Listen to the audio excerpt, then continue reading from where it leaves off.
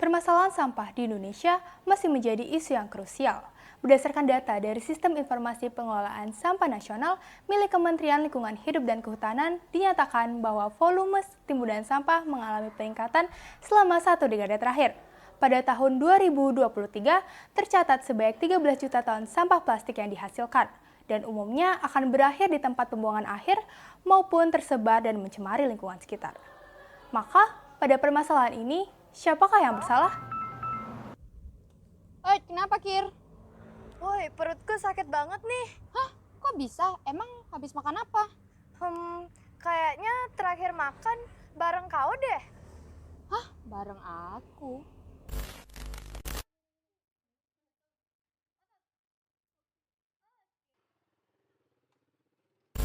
Oh, kayaknya aku tahu deh apa penyebabnya. Aku kesana ya, Kir? Hal tersebut adalah salah satu dampak dari pencemaran sampah plastik loh. Bukan hanya gangguan kecil, tapi juga ancaman nyata untuk keberlangsungan hidup di bumi. Bumi, satu-satunya rumah bagi miliaran manusia, tumbuhan, dan hewan. Tempat kita dilahirkan, tumbuh, dan belajar. Tapi, tahukah kamu bahwa bumi sedang mengalami krisis yang serius? Tiap tahunnya suhu bumi terus meningkat.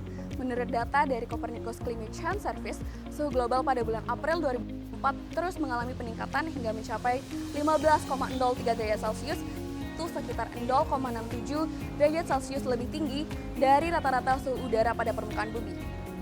Hutan-hutan yang terus ditebang, hewan yang kehilangan habitatnya, dan juga laut yang dipenuhi sampah plastik. Lebih dari 27.000 pohon-pohon ditebang setiap harinya, dan juga sampah plastik yang dibuang ke laut setiap tahunnya menurut data dari UNEP. Ini bukan hanya sekedar angka, tetapi ini merupakan sebuah kenyataan yang dapat mengancam masa depan kita.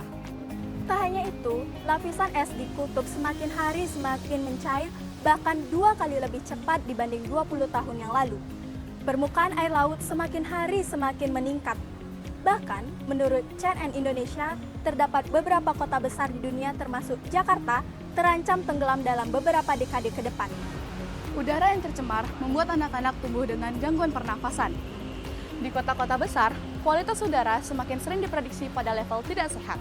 Sementara itu, laut yang tercemar plastik menyebabkan makanan laut mengandung mikroplastik yang kini banyak sekali ditemukan pada tubuh manusia. Suhu bumi yang terus naik membuat cuaca semakin sulit diprediksi. Panas ekstrim, badai besar, hujan yang tak menentu, hingga gagal panen kini menjadi hal yang sering terjadi.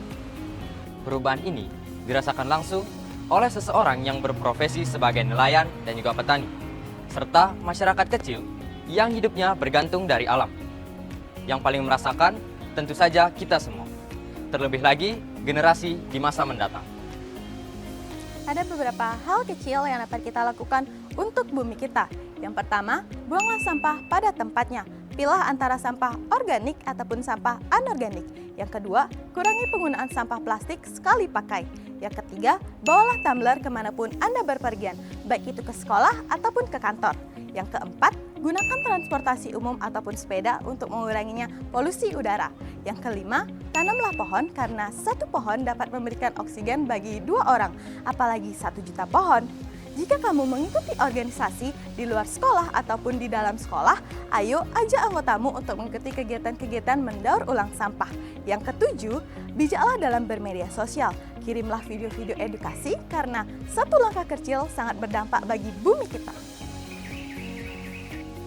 Kita bukan mewarisi bumi nenek moyang kita, tapi kita meminjamnya untuk generasi masa depan. Jadilah bagian dari gerakan hijau yang mengedepankan kepedulian terhadap bumi.